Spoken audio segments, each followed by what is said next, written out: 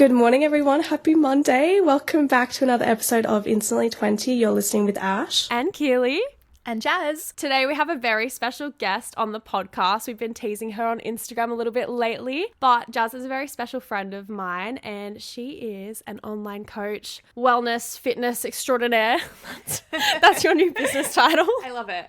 So we thought that today we would do an episode all about mostly choosing fitness for the way that it makes you feel rather than how it makes you look. I feel like a lot of people have been shifting their mindset to similar pathways recently. So yeah, we just wanted to get someone on that has a lot more knowledge about it and a bit more expertise.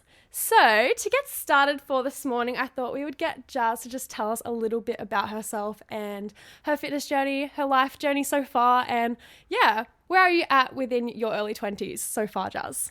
So how long do we have to talk about this? Because this is something that goes way back. But I guess I'll start with my health and fitness journey. So this started way back in lockdown, actually, throwback to COVID round one.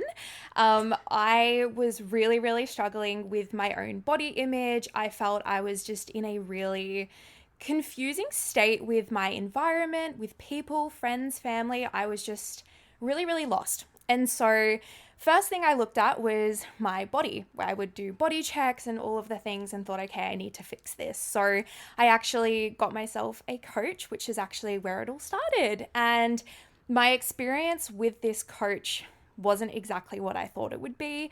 It was actually a really sad and underwhelming experience where I was paying for a coach and I just wasn't getting what I thought I would.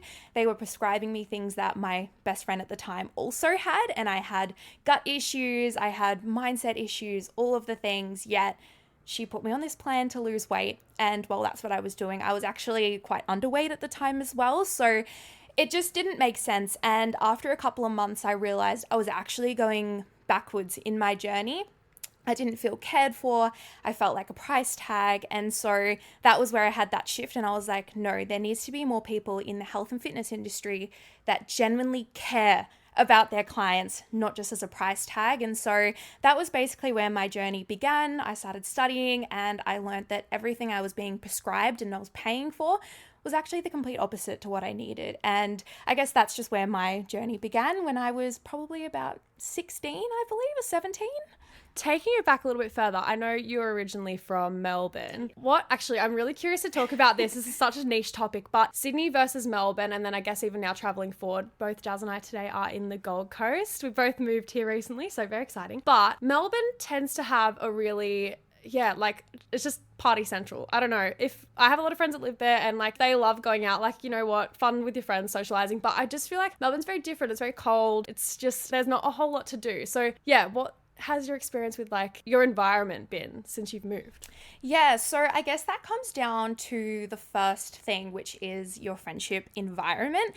And I found that when growing up in high school, obviously everyone likes to go drinking, you turn 18 and you experiment. And I guess that's kind of that turning point where you either, go into your studying and you focus on that, or you go partying and you focus on that. I had no idea who I was as a person. So for me in Melbourne, going out and drinking was almost like that blanket cover up of who I actually was. And I actually, never really knew who I was as a person, and I just kind of fit the crowd of drinking. And I guess in Melbourne, as you said, it's truly party central. And I guess it's who you put your energy in. You are the product of the 5 people you hang around. And for me, those 5 people were about 200 people in a club drinking, that peer pressure. And so that kind of was my Melbourne experience. And then moving to Sydney, obviously, when you do live near the beach, everyone's out, right? Everyone's happy, everyone's smiling, going for walks and runs and all of the things. And it's quite contagious. You truly do become the product of your environment. And in Sydney, I knew Keely and I didn't really know many other people, but that was kind of, I guess, that point where I stopped drinking. I haven't drank in about 2 years now. And just on top of the world, seriously, having moved, the people who I was around changed everything for me. I love that. I feel like Ash and I have really similar experiences because where we're from, our hometown was, still near a beach, but that definitely was a bit of a heavy focus on partying and drinking. But I don't know. I feel like, I guess coming back to the COVID topic, I just feel like our age group just don't necessarily drink anymore. I mean, people do, but I just feel like more often than not, everybody's a lot more into their health and fitness these days, which I love. Ooh, she's got something to say about that. I'm going to jump in and say that Love is... the little, my turn, please. But I honestly think that has to do with your environment, because people who come to me to coaching, 99% of them are stuck in that drinking stage and they're our age. And I truly think it's the people who you're around now who are encouraging you and have that contagious energy of looking after yourself, where these girls who are coming to me for coaching, they do come to me going, okay, all of my friends drink. I realize that's not for me anymore. How do I get out of that and not feel lonely? And so I do really think that the reason why you think that people our age, you know, aren't drinking as much and partying is because of the people who you're around, right? I honestly haven't even thought about that, but true. Like Ash and I feel like both of us have very like small circles, but all of our friends kind of all shifted into just, focusing more on like their careers and like health and stuff. But we call it what do we do? Like our quarterly night out, just like once every 4 to 5 months. I don't know. I just feel like as well, like it's not just the drinking part, it's the whole like hookup culture and like staying out till 4 a.m. and just being dirty. The whole thing just to me is just like, it's not even just the drinking, it's just everything else around it. I'm not a fan. And it's funny because from the transition for me anyway, from drinking, like I kid you not, I would go out 5 times a week and I would, Melbourne. and I would get blind drunk. Like I would come home and my brother, this is how embarrassing I got, has a video of me and I've got vomit all over my dress and he had to take my shoes off. It was like 3 a.m. in the morning. I could even insert video. But honestly, like it was that bad every single night. And transitioning from drinking like that to then being the sober friend. Yeah. And then not being invited out anymore because I just wasn't, I guess, quote unquote, their version of fun. It was really, really hard because I was like, well, I'm having fun myself without the drinking. But, you know, these other people just, they don't see that. Yes. Also, how do you feel when you do choose to go out, like, for drinks or whatever with friends, and then you're like, oh, I'm not drinking tonight, like, I'm the deso, or, like, I'm just going to drink some water. Do you ever feel peer pressured or, like, people just get really, like, weird to you? Because people get so salty with me. I don't know if this happened to you too, Ash, but, like, people are just like, what do you mean you're not drinking?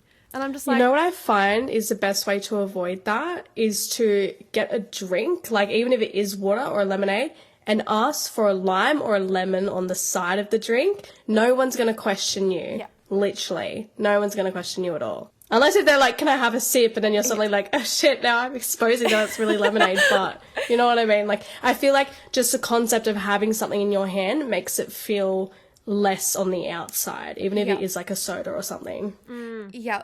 I also, I guess if you want to look on the mindset side of it, I truly do think that if someone is judging you for not drinking, it just comes down to jealousy because they probably want to do that too, but they're scared of the peer pressure. And so you probably will go home, say, for example, you do the water with the lemon, you go home, you have a good night's sleep, you wake up in the morning nice and fresh, you can, you know, go on with your life, right? These people want that. 99% of the people in this world want to be living their best, healthiest life. Like, no one wants to wake up in the morning feeling like bad, right? Yeah. So when they see someone else doing that, they're like, well, I want to do that, but how do I do that? But you're doing the thing. So I think that, honestly, if you are ever in that situation where someone is saying to you, like, oh, like, you're so boring, you know, blah, blah, blah, I would literally just say, why don't you do it with me? Why don't we have fun together and be sober? I love that. Actually, I feel like this is a good transition into my next little thing I wanted to ask you. So Jazz had experience last year doing bodybuilding. And obviously, I guess, like we're just talking about going out and socializing, not drinking, like Jazz would have had experience where she was going out and socializing and not being able to socialize. I can't speak English. Socializing, but not being able to eat food with your friends. Do you find that, I mean, I'd love to hear some more about like your bodybuilding journey as well, but did you find that like not being able to eat food was, or like certain foods and stuff, did that affect socializing at all? My bodybuilding was really, really interesting because I have been told, which is a whole nother topic, but I have been told since I was probably 15 years old that I had IBS, so irritable bowel syndrome, where I did have to restrict my food anyway. So I've gone ever since I was 15 eating the foods that I would during bodybuilding anyway. So from the age of 15, I have always being that friend that hasn't eaten what everyone else has eaten. So for me, in my bodybuilding stage, no, I wouldn't say that it did ruin anything because everyone around me was aware that I couldn't eat certain things. So I was already that annoying friend that had to go eat at a different restaurant or bring my own food. Me with my gluten. Yeah, no, literally. Like, Yeah. I think getting past like that isolation feeling of, oh, but everyone else is doing this, like I'm the only one. Once you get past that, it's okay. But I do think I did say no to a lot of social events purely because of bodybuilding. And I didn't want to feel like that pressure of people being like, oh, like, you know, just eat it. It's only a little bit. You're like, well, no, sorry. Yeah, exactly. It's gonna ruin my goals. No, but yeah, speaking of the bodybuilding, like, so obviously that journey started, what, 2 years ago? Because did you compete like early last year? Yeah, so I competed in April of 2024. Mm-hmm. No, 2023. Oh my gosh. That's like last week. No. Yeah, no.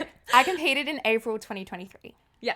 Yeah, and I started, I guess, training for it about 2 years before that. Yeah, wow. Yeah. It's a long journey. Yeah. So how did you find that experience? Because obviously, like, we all know bodybuilding is like really, really hard, like mentally and physically. I guess, I mean, I've seen a massive shift in you with your mentality and that side of things ever since. And I feel like you're just a lot more happier and more yourself now. While you were in it, how did you feel? And then now reflecting on the journey, how do you feel about it now?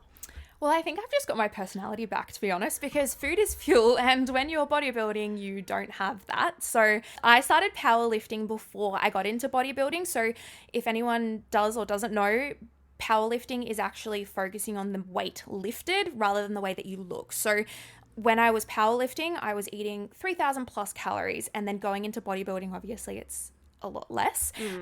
So going from one extreme to the next, I did find it quite difficult. I guess through bodybuilding you do just have to make a lot of life sacrifices. I lost my personality. I lost all my energy. I feel sorry for Victor. I was so irritable just with my vocabulary. I was just getting triggered all of the time. Yeah. Life just was not the same. And I guess I did have the goal of stepping up on stage and doing my absolute best. And I had a lot of body image struggles during that because of my bloating and my IBS, which wasn't actually IBS, but anyway.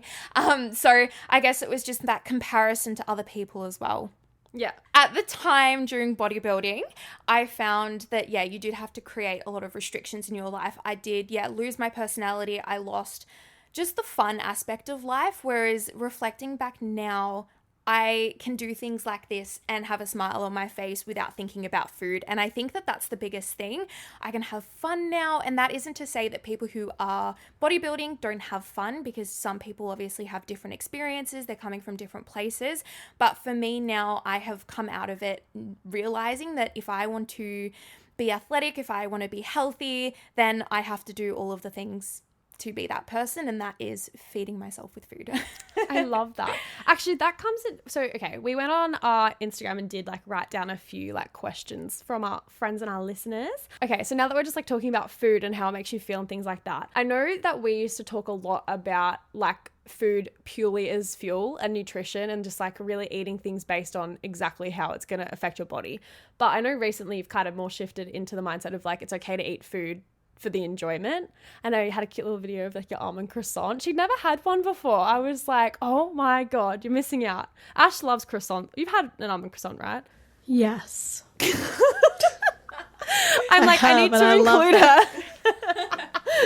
I'm still here, guys. How do you feel about your almond croissants? I do. I love my almond croissants. I'm just looking at Jazz and I'm like, wow, wealth of knowledge. So you can't hear me. I am here. I'm just jaw on the floor. She's just getting all the information in. I've got my notepad.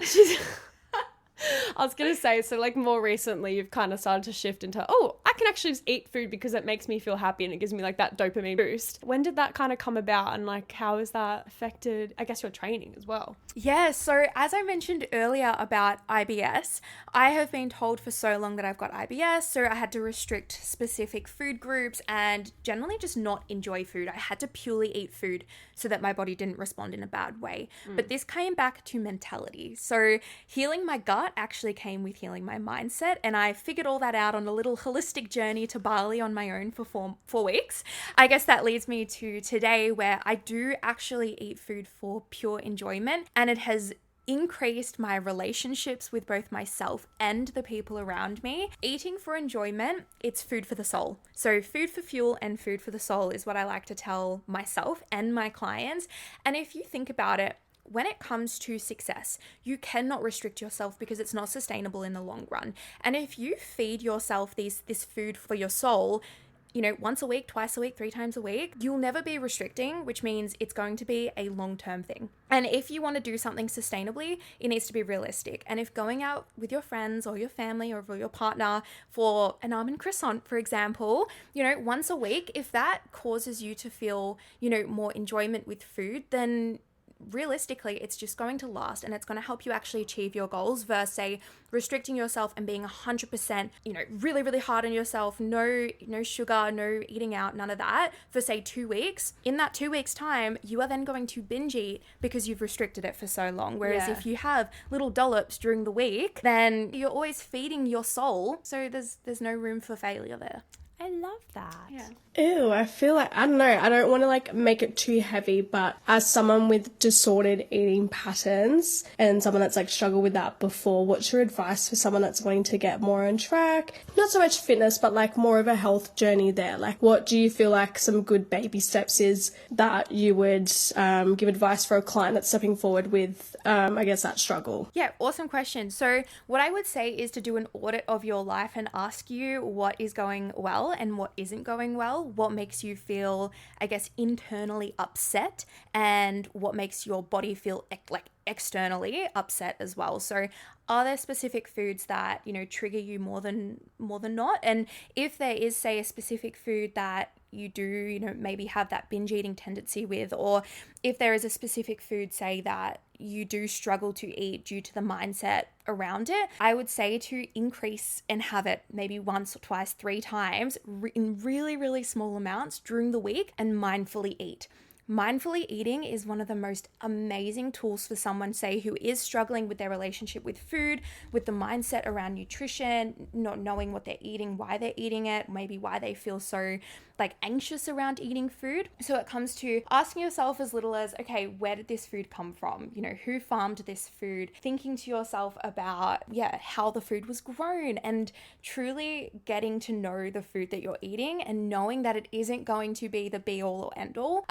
It would truly just come down to mindfulness as well. So I would say practice mindful eating. So there's things on YouTube that you could watch. I mean, you could put something in the little show description with some awesome little like 5-minute meditation tips that you can do when actually eating food, especially the food that has triggered you in the past. So I definitely would say that mindfulness and doing an audit around the things that trigger you is going to be the first step that you have to do, because with anything, if you overload anything too much, if you try and, you know, perfect every single step, you're going to get overwhelmed and then you're going to go backwards. So I would say that practice one thing at a time, but mindfulness and doing an audit would be the 2 things that I would highly recommend before anything else. I actually have a question with this. So when it comes to coaching your clients, for those people that are like a bit, they're just going through a struggle with their weight, or even if they, for example, were trying to lose weight and you were trying to help them like track calories and things like that, what is your advice to them when they just are feeling really blocked about numbers, if that makes sense? Like, I would say remove the numbers. Okay. So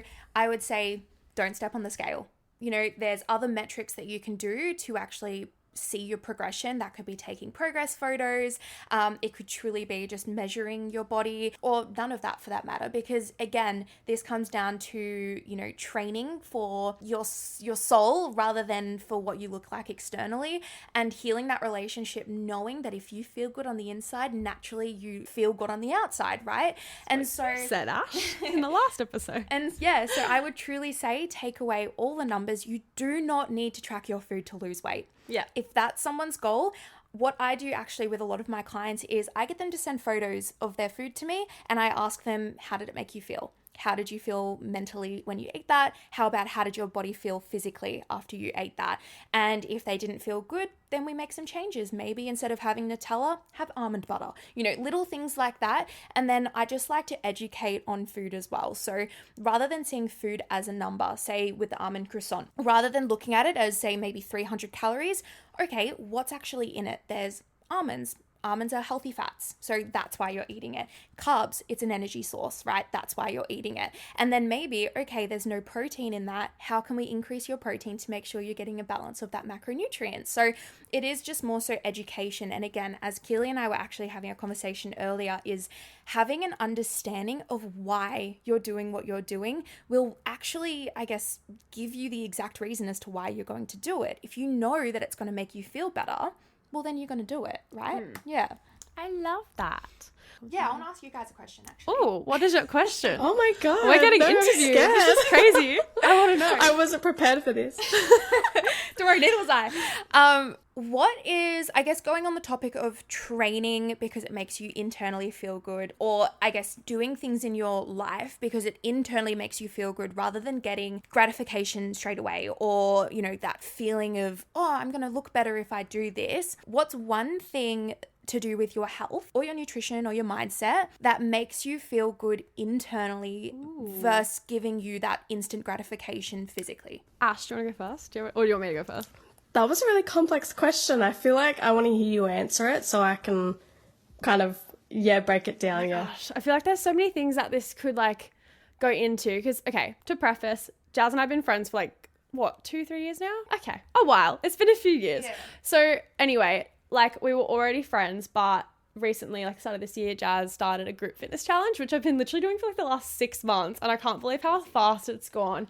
And, like, I went into it with a really specific goal, but as that time went by, like, things shifted and I, like, got an injury, so, like, we had to modify a lot of things to, like, change what was going on for my physical body. I've been working on, like, just, like, my mindset and my physical mental health, and just thinking about, like, okay, for example, like, the days that I actually do go to the gym, I leave feeling, because obviously you get endorphins when you work out, like, everyone knows that, but, like, as much as people tell you, like, oh, if you're sad, like, go work out, like, sometimes it is so hard to, like, just actually go do it when you're, like, in the midst of not feeling great. When I actually go do it, I'm like, oh my God, true, like, Jazz was right, or, like, whoever was right. But in general, I just feel so much more an optimistic person now. And, like, seriously, like, Jazz has been, like, a big part of that, and just, like, helping with a lot of inspiration. I mean it. Like, Jazz and I like to go for walks, like, to see the sunrise and stuff, which is always, like, you know how you were talking about, like, soul stuff. I just feel like I love our little walks to the beach and things like that. And we always have all these, like, inspirational brainwaves every single time. Anyway, but I just feel like having her support me, like, through what's been a very rough 6 months, like, I definitely wouldn't have come out the end feeling as happy as I have without, like, all of these things that we've been working on together. So thank you. Thank you on the podcast. I think overall, I guess the one thing that I can see, I guess, as an external view of you would truly be moving your body makes you feel internally good, right? And I think for you, obviously, being dancing, obviously you're up on a stage, you're getting judged, all of the things, you have to look a certain way. Post that, you've gone into these training sessions and, you know, drinking your water and all of that, because it truly does feed your soul. Yeah. So I love that. So that's my answer to Jazz's question.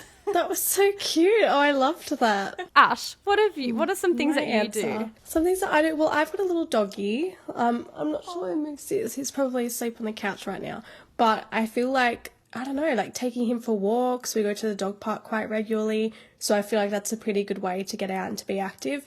But to not even be like, oh, like, gotta go for a walk. But I view that as, like, spending time with my family, and that's my happy place. I don't know. It's an interesting question. I feel like I kind of had a long pause. I did a lot of sport when I was in school, and a lot of it was for, like, you know, the purpose of trying to look some certain way and holding myself to an expectation. So as I've gotten out of school, I feel like I've taken a while to readjust my relationship, to be confident in myself and to do things for the sake of me and, like, my mental health and my well-being, as opposed to, you know, okay, I've got to go to the gym because I need to lose this, or because I don't like this part of my body. So I feel like for me, internally, I've been making adjustments here and there and catching myself in cycles, which is something that old me never would have done. So I guess that's kind of like my answer for, I don't know, I feel like I'm still finding my answer. And I've realized that that's okay. I feel like I'm not at my goal yet, but I'm also so far past where I would have been. I love that. I literally like have goosebumps because hearing you say that it's okay, that you are still on your journey of finding whatever it is that fits you best, it makes me happy because it shows that you're not just fitting the mold to what makes other people happy. It's you genuinely finding what works for you. And I think that's also where a lot of people get stuck. It's, say let's use me for example. Oh, Jazz does 4 runs a week. She goes to the gym 3 times a week. She does this, she does that. She eats these foods. If you did that, you would still have that sense of like unfulfillment. There would be something missing, but that you're going along your journey, acknowledging that, yeah, you might not have found the perfect routine or the perfect form of exercise that makes you feel 100%, but that's a part of the journey. And you would never know what fits you unless you go through this stage. So I'm proud of you. Aww. Oh, guys, that's really cute. You know what, though, which sucks, is that I haven't been to a Pilates class in a while, and I've caught myself up on like, okay, I need to start going out and doing more, because I get really bad anxiety when working out by myself. So I feel like that kind of comes into a different part of this segment, which I really wanted to ask you, is about gym anxiety and putting yourself out there. Yes. But I had booked myself in for a class myself a few days ago, and then I realized, oh my gosh, I've got COVID, so I had to cancel. But I'm like, okay, that's all right, because I need to let my body rest and I need to take time for me. But as soon as I feel better, I'm going to reschedule, not just sit there and go, oh, well, I'm going to let the anxiety get the better of me. So I feel like for me, I'm catching myself in my small wins, but I really wanted to ask you about that and some advice for those viewers that have gym anxiety. I was literally tearing up before. I'm going to show you guys some footage, but I was sitting there going, oh my God, this is such a healing episode. Oh my God, I wasn't expecting it to be like this.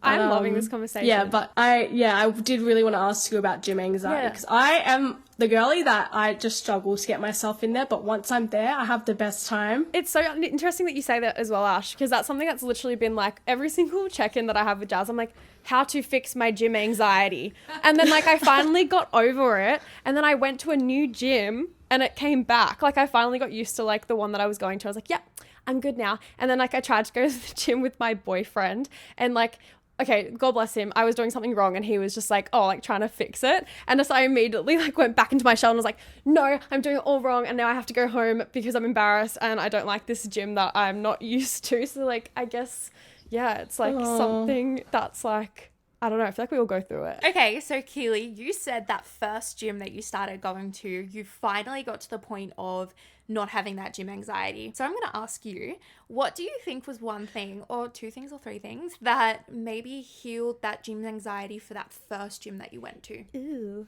Okay, I guess because like I went with like a friend the first time I went to a gym, and then like I kind of was on like the going with a friend grind for a little while there, got comfortable because I guess there was like less anxiety because I was like, yep, we're all in this together sort of thing.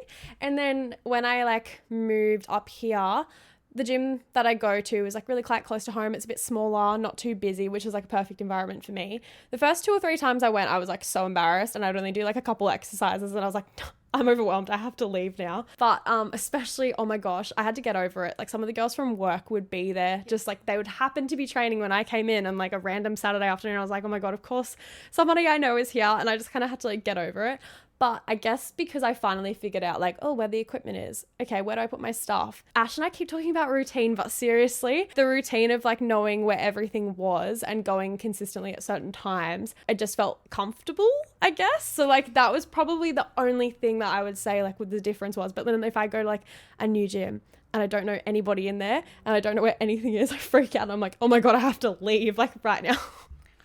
Well, just to give you a little bit of comfort there, I'm the exact same. And so is every single person that you see in the gym. When you go to a new place, whether this is a gym or you're going roller skating for the first time or you're going to a new shopping center, you naturally have a little bit of fight or flight in your body. And you're like, okay, well, I don't know where anything is. I don't know the people around me. I don't know how to do maybe a certain exercise. But then after you're there for like, say, 5 minutes or 20 minutes, you build that safety and you're like, okay, I'm actually okay. I'm not going to die in this situation. Like everyone around you is, say, let's use the shop for an example. If you're at Westfield, every single person there is there for their own reason. They're looking in their own separate shops because they're after something. just like going to the gym. Every single person you see there is doing their own thing. And I promise you, they're probably looking at their own butt in the mirror and they're not looking at you. So if you ever feel that someone is judging you, I promise you, they're probably thinking, oh, I really like her leggings. I wonder where they're from, right? Like, Yeah. if someone, say, does judge you in the gym, once again, it always just comes back to either jealousy or an insecurity of theirs. So I'm going to ask you too, do you ever go to the gym and you look at other girls and think to yourself either, oh my gosh, her butt is so big. Oh my gosh, she's so pretty. I wonder where she got her leggings from. Or you're watching someone because maybe they're doing an exercise and you want to know how to do that, right? You look at people. We do that. We want to know who's in our environment. We want to know that it's a safe environment. So when you look at other people, they might be feeling the exact way that you are. They're probably thinking, oh my gosh, that really pretty girl over there is looking at me right now. Like, I'm really, really nervous, right? And she'll probably go to the toilet and be like, oh my gosh. But once again, like every single person, it's normal to feel that anxiety. And it's once again, it's being okay with that as well. But for, say, someone who is a beginner going to the gym and does have that gym anxiety, what I would recommend and what I do recommend is go to the gym, walk on the treadmill for 20 minutes. Let that be the very first session you do. And when you're on the treadmill, I want you to look around the gym. Look around the gym, look where the equipment is, look if there is, say, a little dumbbell area where you can go and just, scope out the area, scope out the gym. The next time you go, maybe go on the treadmill for 20 minutes again, check out the environment, check out who's around. If you feel safe, which I promise you, you will, maybe grab a dumbbell, start doing one exercise of some squats, go home. Be really, really proud of yourself. It's those little wins that give you that dopamine and you're like, oh my gosh, like I can't believe I did that, right? And every time you go, maybe add an extra 5 minutes on, maybe add an extra exercise. If you're on the treadmill, go on your phone, look up how to do a specific exercise. If it's a squat, look up how do I do a squat with a dumbbell and literally just study it so that when you do it, you feel confident, right? And I honestly think it just comes down to that safety mechanism where it's like naturally, if we're in a new environment, our body is going to be feeling a little bit more stressed. But be okay with that and allow, because honestly, your comfort zone is where your dreams die, and you've got to step out of your comfort zone in order to grow, because if you want to change something, you need to change something. Insert clip to Instagram. That was very inspirational. I love that. I'm still sitting here. The jaw is still on the floor. I know, but I really do think that that's true. And I think that the only reason if someone's like staring you down is because A, you either look banging and someone's like, damn, like she is looking good, or it's because you look crazy and like, you know what I mean? No, seriously, like unless you came in like wearing a clown outfit on or something like that. I feel like people are only ever going to look at you if they're like, thinking that you look good or if you look really, really out of place. You know what? It's really funny because as somebody who has worked and does work at a gym, I've seen some weird things, man. People come in, there's somebody, we have it on like our old gym TikTok that I used to work at. Someone came in a Captain America outfit, like full Marvel costume, just walked in, stared at everybody and left. Like we've seen the weirdest things on the camera, but I feel like if anything, if you're doing something crazy at the gym, the most that's going to happen is that you're probably going to give the gym staff a good laugh. So and true. those people who are doing that, that's literally exposure therapy. Like they are exposing themselves to an uncomfortable situation. So the next time they could do it exactly the same and they would have no care in the world. And those people who are doing that, who are, say, going to the gym without that anxiety of being judged, because they are being judged, right? If you go to the gym and you're wearing an avocado suit, like people are going to look at you and be like, what the heck? But then I bet you in 2 days, like 2 days later, or even like 2 hours post being embarrassed, no one is even going to bat an eyelid and remember that happening, right? Or if they do, it's like a good story to take home to the family at dinner. Exactly. Like no one's life is going to change by seeing a girl in the gym maybe doing like an exercise wrong. The thing that's going to happen is if I saw a girl, like, yes, obviously I'm a personal trainer, but if I saw someone in the gym doing something wrong, I would go up to her and be like, hey, like you're doing amazing. Like, firstly, awesome that you're at the gym. Do you want some help? Right? Or like, I know when I was a beginner at the gym, I watch back on some of my videos and holy moly. But you know what? Like you have to go through that stage, and every single person you compare yourself to or see at the gym, they started in the exact same position as you, but it's that consistency and frequency that got them to where they are today. So you can almost see it as a timeline and be like, you know what? They started where I did. And if I keep showing up for myself, I'm going to be there one day. I love that. That's actually similar to a quote you had on your Instagram the other day that Ash and I live by. Like, the day that you plant the seed is not the day that the tree is going to grow or that you're going to see the results, but you have to plant the seed because otherwise nothing's ever going to happen. Exactly. And I feel like actually maybe this is a good segue into another question that I have for you. So obviously Jazz is a business owner in her early 20s, which is a huge achievement. This girl is fully self-sufficient. Like, she doesn't have a 9 to 5 and then like a side hustle. Like, no, her side hustle became her main hustle, which is like very, very cool. And I know that you've got like a few other business ventures on the cards, like other than just online coaching. So tell us a little bit about that journey. And I guess I'd love to know how, like, where you started, what some of like the biggest struggles were, and then just like because like, people always say like businesses are most likely to fail in that first year. Oh, yeah. And if you don't push past it, because you're gonna either be at a loss or break even, like for that first period of time. So talk to us about that. Okay, so business journey. It started the day that I realized that I was getting ripped off with my first ever coach. And when I just got into studying with that. And at the time I was actually working 5 jobs, one of those jobs being me starting up my own business. So I was kind of just like, earning all this money, but felt no fulfillment. I was actually doing traffic control one day, and that was also like that moment of like, what am I doing with my life? Not the traffic control. Good money. Yeah, Great good money. But I literally was like, I need to do more. And so I guess that was also a bit of a motivation to be like, you know what, run my own business. I would say the people around me would have been definitely a huge reason as to for my success, because people believed in me. And I think that's where a lot of things go wrong. Like, maybe people are, playing themselves down because they're scared of judgment or whatever it might be in starting a business. But what I would say is, tell the people around you, because they will support you. So a struggle I would say would definitely be the money side of starting a business, because you obviously have to spend money to earn money. And sometimes when you're spending money, it can cause resentment, because you're like, well, I'm not getting anything back straight away. And so when starting your business, if you are, say, doing something like coaching, you do have to study, which costs money. And you don't get like that instant gratification of getting all this money back, because you have to do all the BTS work of getting clients and promoting yourself and marketing, and you have to learn so much in business. So I guess, a struggle would definitely be having money, because when I first started my coaching, I actually had $14 in my account. So I was working all of these jobs, but I had $14 and I just made it work. Like, social media is free. You can promote whatever you want for free. And I think that that's something that a lot of people do wrong, is they don't utilize the free services before anything else. So I would say that. I would also probably say just marketing, really. Yeah. Like, I always have, that resentment to having to market myself and to sell myself. I think for me anyway, I like when people naturally gravitate towards me, because it shows that we have a connection, and especially in coaching. But I would, say that marketing myself and understanding, I guess, marketing in general and the strategies with that would definitely be a struggle. But I guess to where I am now, without those struggles, I wouldn't be where I am today. And I would say that for anyone who is planning on starting a business in their 20s, is look forward to the fails, because if you fail, it means that there's a lesson, and those lessons are going to stick with you forever. I think so many people are so scared of failing these days that they don't even start, or they fail and then they just let that be the end. Yeah. No, I love that. I feel like actually we should write notes, Ash, because like that's some good insight.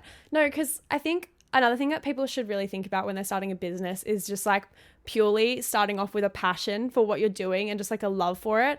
My family and like quite a few friends are constantly like, do you get money from your podcast? I'm like, not yet, but like, like that would be nice. Like, that's the goal one day. Like, obviously it's a hard one, because it's not like our listeners are the ones paying, like it's to be advertising and things like that. And like, obviously that's a huge goal for Ash and I. I feel we treat this as a proper job, and we treat it with such like professionalism and respect, and we put a lot of time into it. I feel like if we sat there and added up the hours of like what we work on it and what we should be paid if we had to, like, if it was a real job. Like per hour. Yeah, per hour. It would be like, oh shit, I'm at a loss. Anyway, no, but like for me, it's just like, it feels like a job, and yeah, it doesn't earn me money, but it still brings me like so much joy and passion, and like I would do this for free forever. Obviously, like it'd be nice to like turn it into a hustle, but that's okay. I feel like for you, because you're just so passionate about what you do and you have such like a joy and a love for it. Plus, I feel like it's your lifestyle. It's not just your job, which is another question I'd like to get into actually. Sorry, completely diverting the topic. How do you, I guess, have like a work-life balance when your work is your life?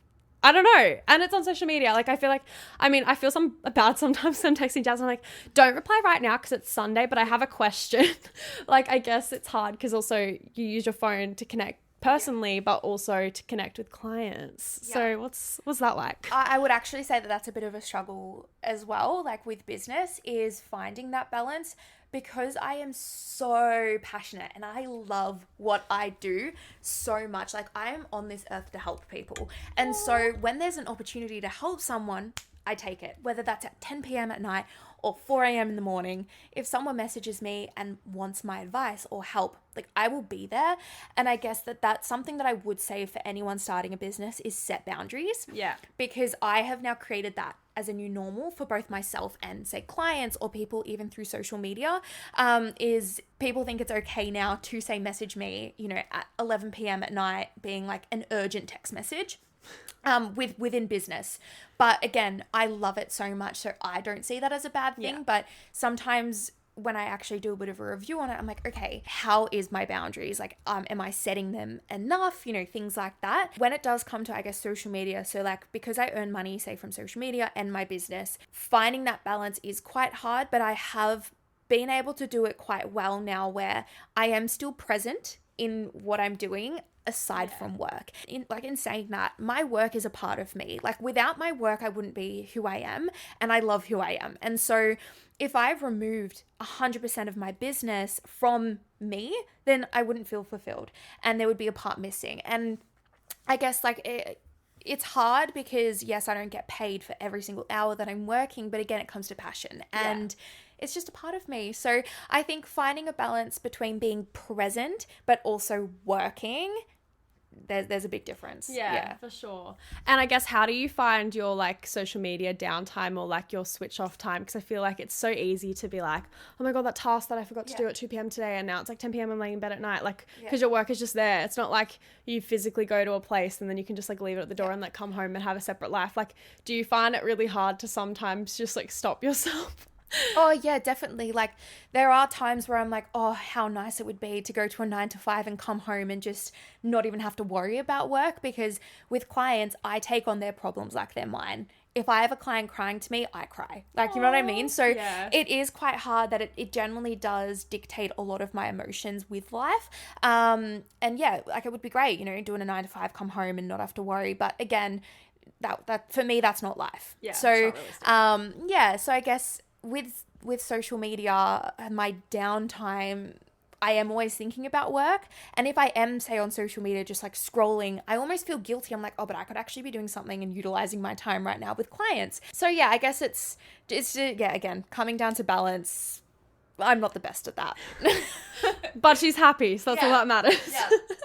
That's like Ash the other night. I fell asleep quite early, and I woke up to go teach Pilates, and there's a message from Ash from like 2 a.m. and she's like, oh, I made this video, and I was like, girl, why are you awake? She's like, I must action it. It was at 3:30 in the morning. Yeah, but I don't know. You know when you're sick and then you're in like a bad balance of like sleep? I was like, I have an idea at 3 a.m. But Keely and I have been like talking about, boundaries for even work. Like, we've got days where we call, days where we record, so it's like coming pretty good, except I ruined it the other day, didn't I? If I have a great thought, it can't wait. I have to put it out there. But I see that as a good thing. So many people have ideas, but they don't action it. So if, sometimes you do have to sacrifice a little bit in the beginning in order to grow, like waking up or being awake at 3:30 doing work. Like, being a business owner or having a business, sometimes you just got to do those kind of things and be okay with it. Like, that's the sacrifice you've got to make in order to be successful. Yeah, be okay with it, Keely. Be okay with it, Keely. Be okay with it. No, I feel like we've covered so much. I feel like this has just been like an entire episode worth of knowledge and guidance, and I feel like we all need to go have consultations with Jazz now after this. I know, right? I do have 2 more questions that came through from Instagram.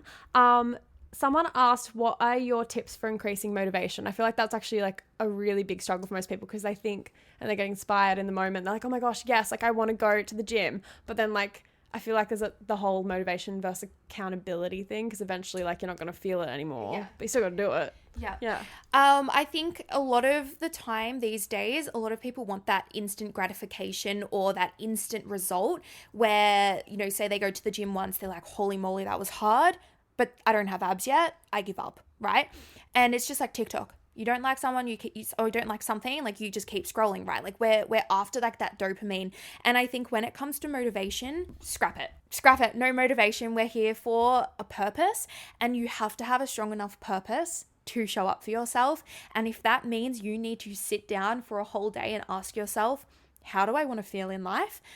And for whatever those things are, say it is going to the gym, if you know that the gym is going to make you go from say A to B and feel the best version of you, then that should be your motivation. Your motivation should be wanting to be a healthier you. And I know it's really, really hard. Like the thought of, you know, sitting in your comfy bed and you're like, oh, but like, do I need to go to the gym?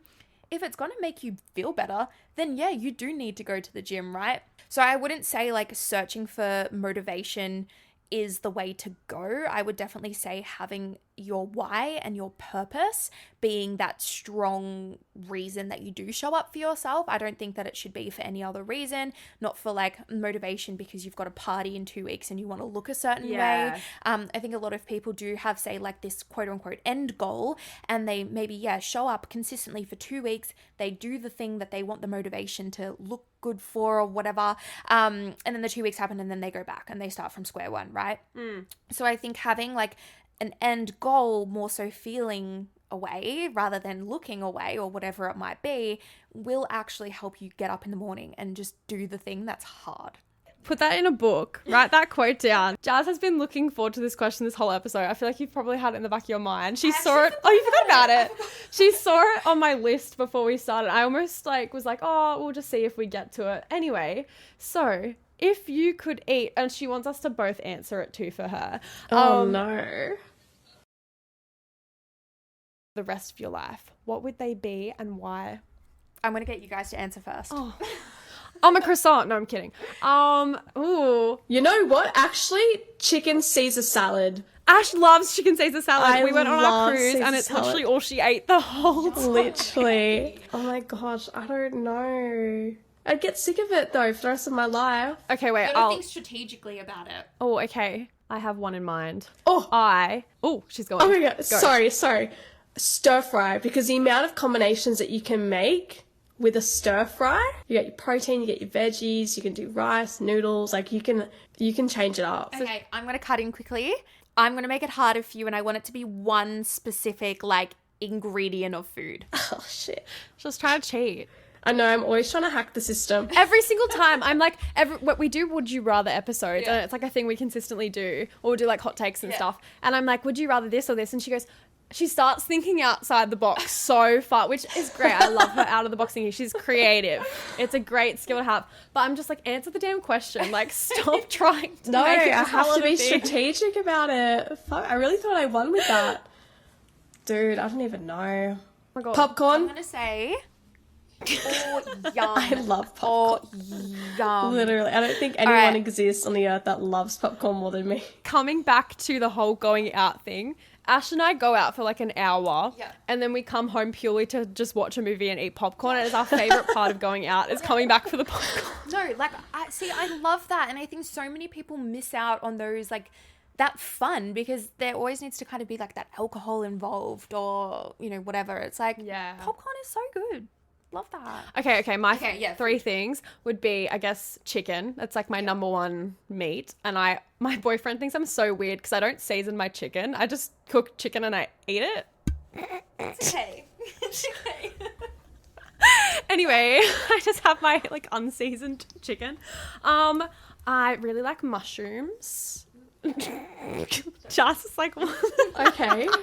she's like, okay, this girl I'm is trying to weird. get down with this.